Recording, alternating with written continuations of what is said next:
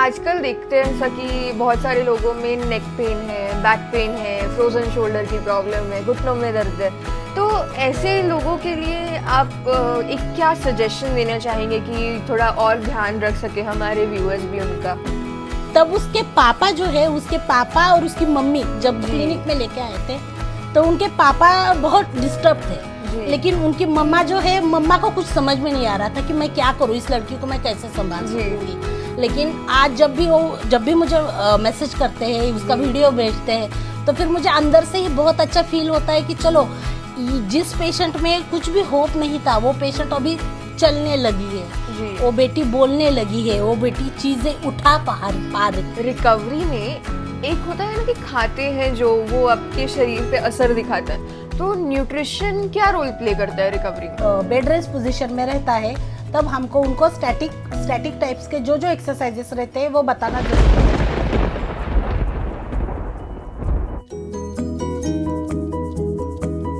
Hello everyone, I am Simran and welcome to Simran's podcast. आज हम लोग बात करने वाले हैं हीलिंग बियॉन्ड ट्रीटमेंट। ये एक बहुत इम्पॉर्टेंट टॉपिक है। इस टॉपिक का मतलब ये है कि जब हम लोग ट्रीटमेंट करते हैं तो यूजुअली पेशेंट्स क्या करते हैं, वो हमेशा ट्रीटमेंट के ऊपर फोकस करते हैं, जो कि सबसे इम्पॉर्टेंट है, लेकिन उसके अलावा जो रिकवरी होती है वो भी उतनी ही इम्पॉर्टेंट है। लेकिन आज के ज़माने में हम उस चीज़ को इतना इम्पोर्टेंस नहीं देते, इसीलिए आज हमारे साथ है एक स्पेशलिस्ट जो हमें बताएंगे रिकवरी का इम्पोर्टेंस और क्या करना चाहिए सही टाइम पे। तो आज हमारे साथ हैं डॉक्टर प्रेमा पीटर, जो हमें ये टॉपिक समझने में हमारी मदद करेंगी।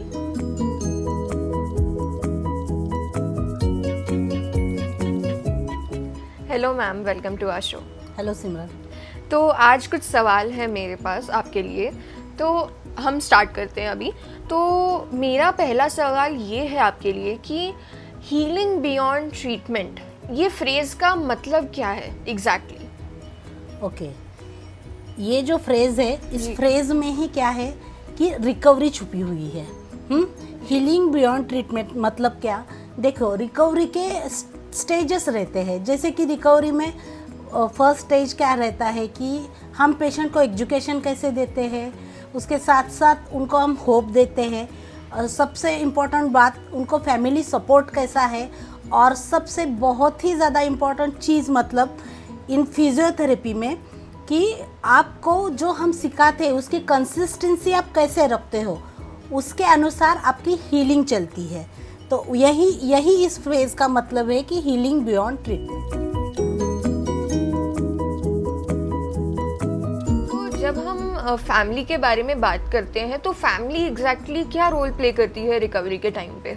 रिकवरी स्टेज में फैमिली सपोर्ट बहुत ज़्यादा इम्पॉर्टेंट है, बिकॉज जैसे कि देखिए, अगर कोई भी रिकवरी स्टेज जो रहती है वो कैसे रहती है, आपका एनकरेजमेंट कैसा है और फिर आप में पेशेंस कैसा है, ये दो चीज़ें ना आपकी रिकवरी रेट के ऊपर डिपेंड रहती है।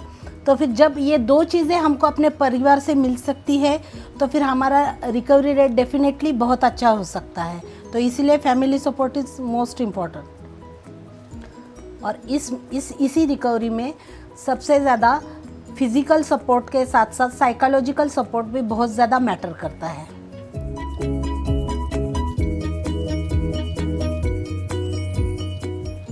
तो मैम, जब हम लोग ऐसा बोल रहे हैं तो जैसे हमारा जो मेंटल हेल्थ होता है वो हमारी फिजिकल जो हेल्थ है उससे कैसे अफेक्ट करता है?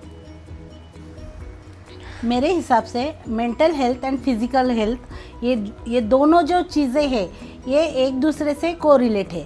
जैसे कि मेंटल हेल्थ और फिजिकल हेल्थ में, जैसे हम अपने ब्रेन को अगर कोई चीज़ समझाते हैं कि नहीं, आज आपको उठ के ये चीज़ करनी है, आपको वॉकिंग को जाना है, तो फिर जब हम अपने माइंड में वो सेट करते हैं कि मुझे इस टाइम पे ये काम करना है, तभी हम क्या कर सकते हैं, फिजिकल वर्क कर सकते हैं। तो फिर मेरे अनुसार मेंटल एंड फिजिकल हेल्थ, ये दो चीज़ें हैं, it's like a reversible process.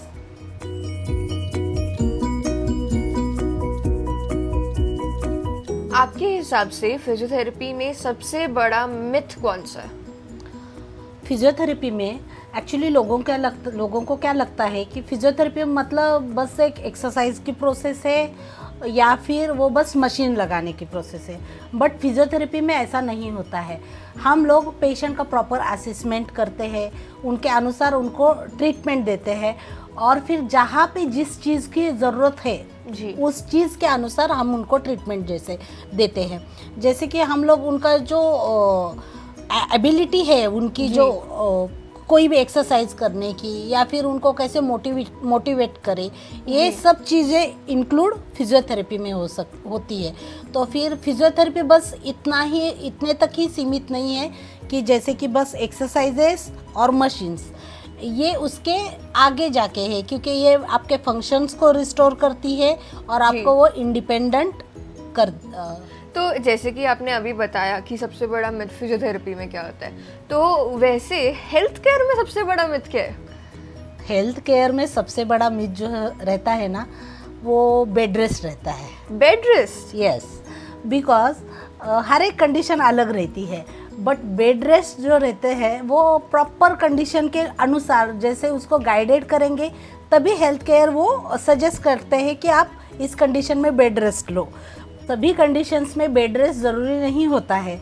कुछ कंडीशंस में आपको बेड रेस्ट के साथ साथ एक्सरसाइजेस करना भी उतना ही ज़रूरी रहता है। पर मैंने कभी ऐसा सुना नहीं है कि कोई ऐसा डॉक्टर बोल रहा है कि बेड रेस्ट के साथ एक्सरसाइजेस भी करो। ये ऐसा क्यों नहीं बताया जाता कि एक्सरसाइजेस भी करनी होती है? अभी तो मैंने आपको बताया बेड रेस्ट तो ज़रूरी है ही, बट वो कंडीशन क्या है पेशेंट्स की, उसके अनुसार ही बेड रेस्ट रहता है। जैसे कि समझो पेशेंट को फाइब्रोमाइल्जिया है और फिर उसको हम बस बेड रेस्ट करोगे तो फिर that is not a line of treatment ना। और जैसे कि एक पेशेंट है स्ट्रोक का, हाँ, तो उसको बेड रेस्ट नहीं बोल सकते हैं हम, उसको क्या बोल सकते हैं, बिकॉज ऑफ इन्हें मतलब वो चीज़ वो कर नहीं सकते, इसलिए वो बेड पे लेटे हुए। तो बेड रेस्ट ये टर्मिनोलॉजी है जो मेडिकल प्रोफेशन में हम लोग अलग तरीके से ले सकते हैं। जी।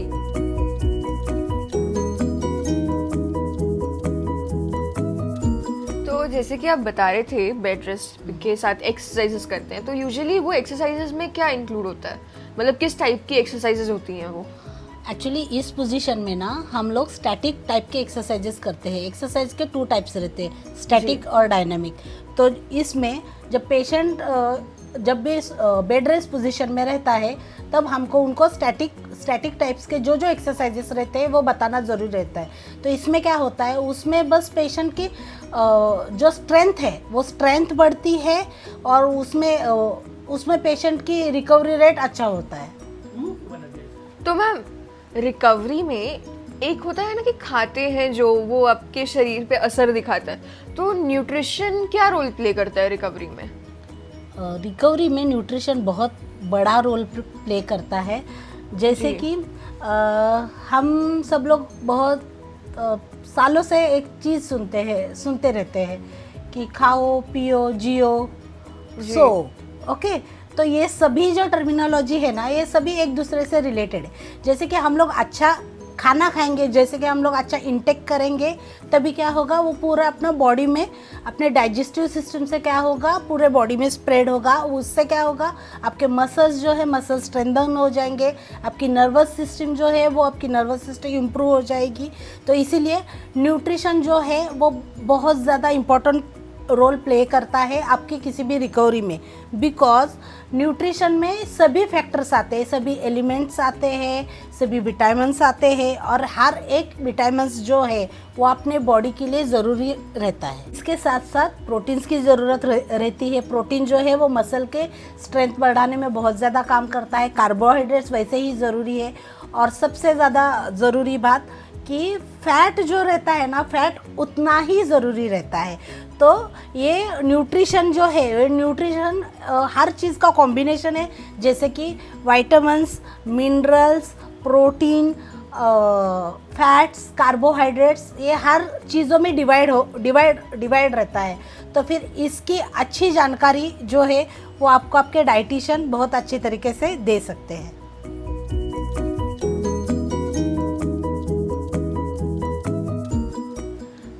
आपके आज तक के करियर में ऐसा कोई केस था जिसे हम एक मिरेकल केस बोल सकते हैं कि मतलब कोई उम्मीद ही नहीं थी वो पेशेंट की ठीक होने की, लेकिन वो ठीक हो गया, ऐसा कभी कुछ हुआ है? हाँ बिल्कुल हुआ है।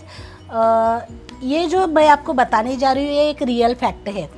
मेरे क्लिनिक में ना बहुत साल पहले एक कपल आया था, जो कपल ने हमारे क्लिनिक का बोर्ड है वो बोर्ड पढ़ के वो आए थे जी। वो हस्बैंड वाइफ थे, उनकी 2 बेटियां थी जी। और उनके पास जो उनकी बेटी थी वो 4 मंथ्स की थी जी। हाँ? तो फिर जब वो आए थे, कंसल्टिंग चल रहा था उनका, तो तब उसको मुझे पता चला कि उसमें क्या है, उसका जो डायग्नोसिस था वो डाउन सिंड्रोम था।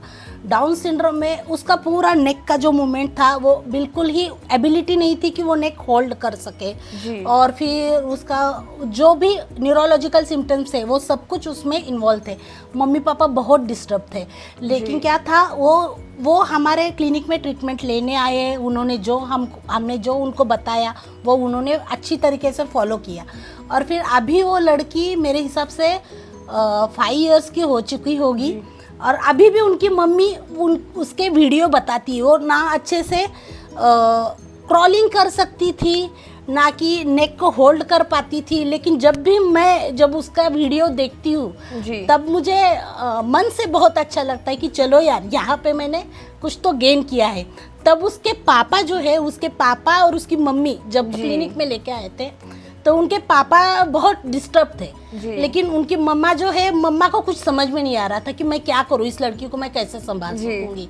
लेकिन आज जब भी मुझे मैसेज करते हैं, उसका वीडियो भेजते हैं, तो फिर मुझे अंदर से ही बहुत अच्छा फील होता है कि चलो जिस पेशेंट में कुछ भी होप नहीं था वो पेशेंट अभी चलने लगी है, वो बेटी बोलने लगी है, वो बेटी चीजें उठा पा रही है। जी, बहुत इंस्पायरिंग इंसिडेंट था ये। मतलब वो छोटी सी बच्ची ने कैसे अपने आप को संभाला, उसके पेरेंट्स ने संभाला। बहुत बहुत अच्छा काम किया है आपने भी as a doctor. I am very proud of you. तो आजकल देखते हैं ऐसा कि बहुत सारे लोगों में नेक पेन है, बैक पेन है, फ्रोजन शोल्डर की प्रॉब्लम है, घुटनों में दर्द है। तो ऐसे लोगों के लिए आप एक क्या सजेशन देना चाहेंगे कि थोड़ा और ध्यान रख सके हमारे व्यूअर्स भी उनका? एक्चुअली ये जो सभी पेन है जी, उसकी एक ही दवा है कि आपको क्या करना है, मूवमेंट करना है जी। जैसे जैसे आप मूवमेंट करोगे जी, तो वैसे वैसे आपकी जो भी डिफिकल्टीज है वो रिड्यूस होती जाएगी जी। जैसे कि समझो अगर आपका नेक पेन का प्रॉब्लम है तो आपको क्या करना चाहिए, स्क्रीन टाइम जो है वो स्क्रीन टाइम कम करना चाहिए।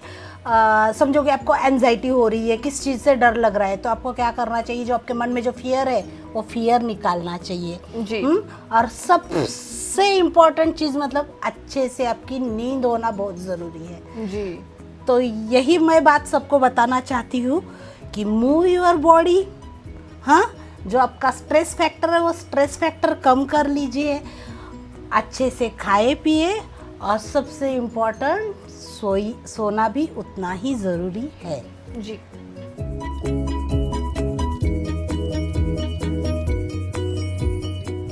थैंक यू मैम, आप हमारे शो पे आए आज। थैंक यू सिमरन जी, आपने मुझे आपके शो पे इनवाइट किया। Thank you everyone for watching today's podcast. हमारे चैनल को लाइक करें, शेयर करें, सब्सक्राइब करें और कमेंट करना ना भूलें कि अगली वीडियो कौन से टॉपिक पे हम बनाएं।